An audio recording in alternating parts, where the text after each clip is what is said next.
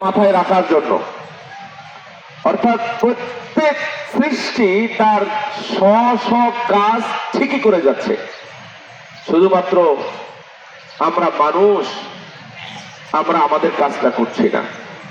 আল্লাহ বলতেছেন কি, ওমা খালাকতুল জিন্না ওয়াল ইনসা ইল্লা লিয়াবুদুন। আল্লাহ রাব্বুল আলামিন বলছেন, আমি মানুষকে জিনকে তৈরি করেছি ইবাদত করার জন্য। আপনি খেয়াল করে দেখেন, আপনি আজকের রুটিনটা খেয়াল করে দেখবেন যে আমরা আমাদের যত কাজ আছে, প্রয়োজন আছে, সব কাজগুলো করেছি, করতেছি, আমার প্রয়োজন পূরণ করেছি, কিন্তু আল্লাহর প্রয়োজনটা আমরা পূরণ করি নাই। তার মানে আপনি আল্লাহকে চিনেন না। কিয়ামতের দিন আল্লাহকে যদি দুনিয়াতে চিনতে না পারেন, কিয়ামতের দিন পৃথিবীর সব মানুষ মিলেও আপনাকে আল্লাহকে চিনাতে পারবে না কেউ। আপনি কোথায় সেজদা দিবেন? আপনি কি জানেন এটা? আল্লাহ রাব্বুল আলামিন তার পায়ের এক অংশ উনি তুলে ধরবেন, উনি উন্মুক্ত করে দিবেন এই মুসলিম জাতির সেজদা করার জন্য। আপনি যদি এটা না জেনে মারা যান, আপনি কি বলবেন? আপনি কি করবেন? কবরে যে আপনাকে এই তিনটা প্রশ্ন করা হবে, এই তিনটা পরিচয় মানে কবরের তিনটা প্রশ্নের উত্তর। একটু খেয়াল করেন তো, আবু জেহেল এই তিনটা প্রশ্নের উত্তর না জানলে, প্রথম প্রশ্নের উত্তরটা জানতো আমাদের সৃষ্টিকর্তাকে, জানতো না? তার মানে এই ক্ষেত্রে আমরা এবং আবু জেহেল, আবু লাহাব, উতবা সাহেব আর একই পর্যায়ে আছে। পরের পর্যায়গুলো ও তো আল্লাহকে চিনতো না, একমাত্র আল্লাহর ইবাদত করতে হয় এটা সে জানতো না। ও জানতো আল্লাহ সৃষ্টিকর্তা। এই জন্য আল্লাহ রাব্বুল আলামিনকে আমাদের চিনতে হবে এবং চিনাটা ফরজ, না হলে কবরে জবাব দিতে পারবেন না। কিয়ামতের দিন আল্লাহর পায়ের নিকটে, আরশের নিকটে সেজদায় পড়তে পারবেন না। আপনার পিঠটা বাঁকা হবে না, মাথায় নত করতে পারবেন না যদি আল্লাহকে আপনি না চিনেন। এই জন্য আল্লাহ চেনার জন্য আল্লাহ রাব্বুল আলামিন কোরআন দিয়েছেন আমাদের, রাসূল সাল্লাল্লাহু আলাইহি সাল্লামকে পাঠিয়েছেন। নবী রাসূলকে পাঠিয়েছেনই শুধু এই কারণে। ধরে নেন সরকার প্রতিনিধি আছে আমাদের প্রত্যেকটা এলাকায়, গ্রামে, ইউনিয়নে, থানায়। তো প্রতিনিধিকে বলাই হয়েছে আপনার কাজে এটা, তো ও যেই কাজটা দিয়ে পাঠানো হয়েছে ওই কাজটা ছাড়া দুনিয়ার সব কাজ করে, তাহলে ও কি যোগ্যতা রাখে থাকার? না। ও কি প্রতিনিধি হতে পারে? না। আল্লাহ রাব্বুল আলামিন আমাদেরকে প্রতিনিধি বানিয়েছে, আমরা তার শুকরিয়া আদায় করব, তার তাসবিহ পাঠ করব। এই জন্য আল্লাহ রাব্বুল আলামিনকে আপনারা চিনবেন। চিনার জন্য মসজিদে যাবেন, কোরআন তেলাওয়াত করবেন, ইমামদের বক্তব্য শুনবেন, আলেম ওলামাদের বক্তব্য শুনবেন। এখন ভালো বইপত্র আছে সেগুলো পড়বেন, এবং আপনার মোবাইলে এখন পৃথিবীর সব ধরনের বই আছে। এখন মোবাইল থেকে প্রয়োজনে বের করে আল্লাহকে চিনবেন। যদি না চিনে মারা যান তাহলে আপনার জন্য মহাবিপদ, তার জন্য দুর্ভাগা, ওর হলো কপাল পোড়া। এই পৃথিবীর সব মানুষ দোয়া করেও এই দোয়াটা আল্লাহর দরবারে পৌঁছাতে পারবে না। এই জন্য আল্লাহকে চিনবেন, তারপরে মারা যাবে। আল্লাহকে চিনবেন, আল্লাহ সর্বত্র বিরাজমান নন, আল্লাহ আরশে। আপনি চিনবেন আল্লাহ রাব্বুল আলামিনকে কিয়ামতের দিন জান্নাতের মধ্যে দেখা যাবে। তার মানে তার আকার আছে, ওনার সূরা আছে, উনি নিরাকার কোনো সত্তা নন। এই সূরা সম্পর্কেও আল্লাহ রাব্বুল আলামিনের নিরাকার সত্তা নন, এই বিষয়ে আপনাকে জ্ঞান অর্জন করতে হবে। আমরা তো জাতটাকে জাত তার উপরে দায়িত্ব দিয়ে দিই। আমরা অনেক সময় তাবিজের উপরেও ধারণা করি, ভরসা করি, অথচ ভরসা করার দরকার ছিল আল্লাহর উপরে। ঈদের এই মাঠে অন্তত আজকে আল্লাহকে চিনে যান, আল্লাহকে চিনে যান। জাস্ট এই মুহূর্তে এখনই আপনি ভাবেন, এই যে আপনি এখন অক্সিজেন নিচ্ছেন, এই অক্সিজেনটা আল্লাহ চাইলে কি বন্ধ করে দিতে পারেন না? এই অক্সিজেনটা কি আপনি কিনতেছেন এখন? আরে তার বিনিময়ে তো শুকরিয়া আদায় করতে পারেন। আলহামদুলিল্লাহ। আল্লাহ সম্পর্কে যে জানাটা আপনি যত জানবেন আপনার ঈমান তত শক্তিশালী হবে। আল্লাহ সম্পর্কে আপনি যত জ্ঞান অর্জন করবেন আপনার মনোবল তত শক্তিশালী হবে, আপনি মানসিক প্রশান্তি পাবেন, আল্লাহর পক্ষ থেকে স্পেশাল রহমত নাযিল হবে আপনার উপরে। সুবহানাল্লাহ। অথচ আমরা আল্লাহকে চিনতে চাই না। মা বোনেরাও আল্লাহ ছাড়া অন্যর উপর ভরসা করে, কেউ মাজারে যায়, কেউ কবরে যায়। আমাদের মধ্যে অনেক ভাইরা আছেন, কেউ অষ্টধাতুর আংটি পরে, কেউ তাবিজ পরে, কেউ সুতা পরে, হুজুরের পড়ানো দেওয়া বিভিন্ন ধরনের। এগুলো করলে আল্লাহর উপর ভরসা কমে যায়। আপনারা জানেন মুমিনদের দায়িত্ব হলো আল্লাহর উপরে ভরসা করা, অন্য কারো উপরে ভরসা করা নয়। এখানে একটা হাদিস বলে আমি এই সাবজেক্টটা শেষ করি। আল্লাহ রাব্বুল রাসূল সাল্লাল্লাহু আলাইহি ওয়াসাল্লাম বলছেন, মান শাহিদা আল্লা ইলাহা ইল্লাল্লাহ ওয়া আন্না মুহাম্মাদার রাসূলুল্লাহ ওয়া আন্না ঈসা আবদুল্লাহি ওয়া রাসূলুহু ওয়া কালিমাতুহু আলকাহা ইলা মারিয়াম রূহুম মিনহু ওয়াল জান্নাতু হাক্কুন ওয়ান নারু হাক্কুন। পাঁচটা বিষয় কেউ যদি আল্লাহর উপর সাক্ষী দেয়, নবীর উপরে সাক্ষী দেয়, ঈসা আলাইহিস সালামের উপরে সাক্ষী দেয়, জান্নাত এবং জাহান্নামের ব্যাপারে সাক্ষী দেয়, আল্লাহর নবী বললেন, সহিহ বুখারীর হাদিস, আদখালাহুল্লাহুল জান্নাতা আলা মা কানা মিনাল আমাল, ওর আমল যেমনই হোক না কেন আল্লাহ রাব্বুল আলামিন তাকে জান্নাতে প্রবেশ করাবেন। সুবহানাল্লাহ। এটাই লাভ, আল্লাহর পরিচয় জানার এটাই লাভ। যদি আল্লাহর পরিচয় আপনি কবরে যেতে পারেন, ইনশাআল্লাহ আপনার নাজাতকে নিয়ে আপনার অন্য কথা দৌড়াতে হবে না। কারণ যারা আল্লাহর পরিচয় জানে তারা কখনো শিরিক করে না। এই জন্য আপনারা সতর্ক থাকবেন, সাবধান থাকবেন। 2 নম্বর, দ্বীনকে জানা, ধর্মকে জানা। এটা সম্পর্কে আপনাকে কবরে প্রশ্ন করা হবে। কবরে দ্বিতীয় প্রশ্ন কি বলেন তো? তোমার দ্বীন কি? আমরা হয়তো উত্তর দিতে পারবো, কেউ চাইলে উত্তর দিতে পারবো, ক্ষমা দিল। তো সবাই যদি উত্তর দিতে পারতো, তাহলে হিন্দুরা যদি মুখস্থ করে যায় তাহলে কি কবরে জবাব দিতে পারবে না? তার মানে মুখস্থ বিদ্যার কি এখানে কাজ না? এখানে কোনো মুখস্থ বিদ্যার কাজ চলবে না। আপনি আমল করে প্রমাণ করতে হবে যে আমার ধর্ম ইসলাম। অথচ আপনার ধর্ম, আপনার পোশাক, আপনার চুল, আপনার চলন, আপনার বলন, আপনার ওঠা, আপনার বসা, আপনার বন্ধুত্ব, আপনার সম্পর্ক, আপনার বিবাহ শাদী সবগুলো ইহুদি নাসারাদের মতো। ঈদের দিন ওয়াদা করে যাক আল্লাহর সাথে, আমার সাথে না, আল্লাহর সাথে ওয়াদা করে যাক আমি মুসলিম হিসাবে মরতে চাই। মন ভরে একটু বলেন ইনশাআল্লাহ। কি হিসাবে মরবেন? মুসলিম হিসাবে। আল্লাহ যেন আমাদেরকে তৌফিক দান করে, আমিন। এই জন্য ইসলামকে জানতে হবে। আমরা অনেকেই দেখবেন ওযু করতে জানি না, অত্যন্ত দুঃখজনক। আপনি যখন সালাতে আসছেন, আমি যদি বলি যে আপনার মাথা মাসলাহাটা হয় নাই, আপনার কি হবে? আপনারও লস নাই, আমারও লস নাই, কিন্তু আপনি একটা হোঁচট খাবেন, কেরে আমার মাথা মাসা হয় না। আপনার ওযুখানায় বসে বসে যারা ওযু করে তাদের একটু মাথা মাসা করা, মাথা মাসা করা এটা ফরজ না সুন্নাত? ফরজ না সুন্নাত? এটা ফরজ। এটা 6 ফরজের একটি ওযুর মধ্যে। অত মাথা মাসাহাই করতে জানে না। আমি এমনি বলতেছি মাথা মাসাহার কথা, আরো অনেকেই নাকে পানি দিতে জানে না, আরো অনেকেই কুলি করতে হয় কিভাবে সেটাও জানে না। এখানকার প্রত্যেকটা মসজিদের ইমাম সাহেব যদি থাকেন, তাহলে আমি আপনাদেরকে অনুরোধ করব অন্তত 2-5 জন হলেও নিয়ে একটু প্র্যাকটিক্যাল আপনারা তাদেরকে সালাত, ওযু এগুলো শিখিয়ে দিবেন। আমরা যখন পড়াই, আপনাদের এখানে যে রিফাত ছেলেটা আছে, রিফাত এখন দারুল ইসলামিক কমপ্লেক্সের টিচার, কারণ ও অনেক ভালো রেজাল্ট করেছে এবং আসলেও ভালো। আমরা ওদের মধ্যে থেকে একজনকে আমরা টিচার হিসেবে দিয়েছি। তো এই ধরনের কোন ছেলে পেলে যদি থাকে, প্র্যাকটিক্যাল আমরা যখন পড়াই ওযুর অধ্যায় আসে, তখন আমরা মগ নিয়ে ওযু করে প্র্যাকটিক্যাল ছাত্রদেরকে শিক্ষা দিই। তো আপনারা তখন প্র্যাকটিক্যাল ওযুটা শিখেছেন। অনেকে মাথা মাসা করতে জানে, অনেকে পা খিলাল করতে জানে না, বা দাড়ি খিলাল করতে জানে না। রাসূল সাল্লাল্লাহু আলাইহি ওয়াসাল্লাম বলেন, হাকাযা আমারানি রাব্বি আযজা ওয়া জাল, আমার রব আমাকে এভাবে খিলাল করার আদেশ করেছেন। এটা আল্লাহর পক্ষ থেকে, এটা রাসূল সাল্লাল্লাহু আলাইহি ওয়াসাল্লামের নিজের পক্ষ থেকে না।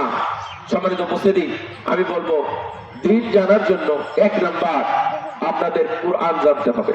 যদি না জানেন তাহলে হয়তো কবরে জবাব দিতে আপনাদের কষ্ট হবে এবং কঠিন হবে। কেন? 1, 2, 3টা প্রশ্নের পরে 4র্থ প্রশ্ন জিজ্ঞাসা করবে, তুমি কেমনে জানছো? তখন আপনারা বলবেন যে আমি আল্লাহর কালাম পড়েছি, কিতাব পড়েছি। এই কোরআন দিয়ে আমি যদি এখন হাত উঠাতে বলি আপনারা দেখে আশ্চর্য হয়ে যাবেন কয়জন মানুষ কোরআন জানে। আমি যদি জিজ্ঞাসা করি এই রমজানে কয়জন খতম করেছেন হাত উঠান তো, তাহলে আপনারা লজ্জা পাবেন। এই জন্য আমি সেটা বলতেছি না, করতেওছি না, কিন্তু ভবিষ্যতের জন্য কেউ ছোট কেউ বড়। আবু বকর বড় হওয়ার পরে ওনার যখন 38-39 বছর বয়স, তখন থেকে উনি দিন শিক্ষা অর্জন করেছেন। আপনার বয়স কত? সালমান ফারসি রাদিয়াল্লাহু তাআলা আনহু যখন আসেন তখন ওনার বয়স অনেক। সব সাহাবী বড় হওয়ার পরে, ম্যাক্সিমাম সাহেব বড় হওয়ার পরে শিক্ষা অর্জন করেছেন। আপনারা দিন সম্পর্কে জ্ঞান অর্জন করুন অবশ্যই। আল্লাহ যেন আমাদেরকে তৌফিক দান করেন, আমিন। 3 নম্বর জ্ঞান হলো রাসূল সাল্লাল্লাহু আলাইহি ওয়াসাল্লাম সম্পর্কে জ্ঞান অর্জন করা। আমরা কি অর্জন করব? আমরা তো জানি মুহাম্মদ সাল্লাল্লাহু আলাইহি ওয়াসাল্লাম।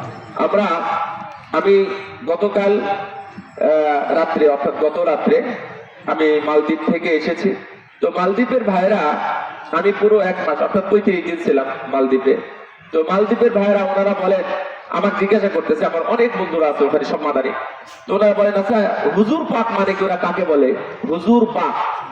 তা বললাম যে হ্যাঁ, এটাই তো সমস্যা। আমাদের দেশে রাসূল সাল্লাল্লাহু আলাইহি ওয়াসাল্লাম না বলে হযরত বলে, আবার হুজুর বলে, পাক বলে। তো বলছে যে রাসূল সাল্লাল্লাহু আলাইহি ওয়াসাল্লামের নাম কোথায়? মানে ওরা জিজ্ঞাসা করতেছে, এটা গতকালের ঘটনা বলতেছে যে রাসূল সাল্লাল্লাহু আলাইহি ওয়াসাল্লামের অর্থাৎ মুহাম্মদ সাল্লাল্লাহু আলাইহি ওয়াসাল্লাম এটার নাম কোথায়? তা বললাম যে এই নাম নাই তো, হুজুর বললে হয়ে গেল। বলছে নাউযুবিল্লাহ, হুজুর তো রাসূল না, আর হুজুর তো এটা কেউ কোনোদিন কোথাও না। হুজুর শব্দটা কেন বলে? তা বললাম যে এটা আমাদের দেশে অনেকেই বলে, কিন্তু যারা আহলে সুন্নাহ ওয়াল জামাআহ আহলুল হাদিস এরা কিন্তু হুজুর সাল্লাল্লাহু আলাইহি ওয়াসাল্লাম বলে না। আপনারা বলেন না? খবরদার না। এই শব্দটা মানে আউট করতে হবে, অর্থাৎ রিমুভ করতে হবে। এই শব্দটা চলবে না। রাসূল সাল্লাল্লাহু আলাইহি ওয়াসাল্লাম সম্পর্কে আপনাদের জ্ঞান অর্জন করতে হবে, কারণ আল্লাহ বলেছেন লাকাদ কানা লাকুম ফি রাসূলিল্লাহি উসওয়াতুন হাসানাহ। আমাদের দেশে যারা বড় বড় নেতা ছিলেন ওদের সম্পর্কে আমাদের জ্ঞান আছে, ওদের জীবনী আমরা জানি। ওদের রবি ঠাকুরের আপনি জন্ম মৃত্যু সাল জিজ্ঞাসা করে দেখবেন এখানে সবাই পারে। কাজী নজরুল ইসলামেরটা বলবেন, জিজ্ঞাসা করে দেখবেন সবাই পারে। ওর বাপ দাদা 14 পুরুষ গোষ্ঠী সহ জানে। অথচ রাসূল সাল্লাল্লাহু আলাইহি ওয়াসাল্লাম সম্পর্কে আমাদের জ্ঞান অর্জন করা নাই। রাসূল সাল্লাল্লাহু আলাইহি ওয়াসাল্লাম সম্পর্কে একটা বই আর রাহিকুল মাকতুম, পৃথিবীর শ্রেষ্ঠ গ্রন্থ। গ্রন্থটা কাছে রাখুন, দেখুন, জানুন, অর্জন করুন। তাহলে আলেমদের কাছ থেকে আপনারা বক্তব্য শুনুন, শুনে রাসূল সাল্লাল্লাহু আলাইহি ওয়াসাল্লাম সম্পর্কে রাসূল সাল্লাল্লাহু আলাইহি ওয়াসাল্লাম 1 দিন 2 দিন 3 দিন পর্যন্ত, এমনকি 1 মাস পর্যন্ত কোন রান্না করা খাবার তার পেটে ঢুকে না। এইভাবে তারা দিনাতিপাত করেছেন, দিন পার করেছেন দিনের জন্য। এই দুনিয়াতে এই আল্লাহ যে এক, এই কথাটা জানানোর জন্য নবী রাসূলদের আগমন হয়েছিল। সেই নবী রাসূল সাল্লাল্লাহু আলাইহি ওয়াসাল্লাম সম্পর্কে আপনার কোনো ধারণা না।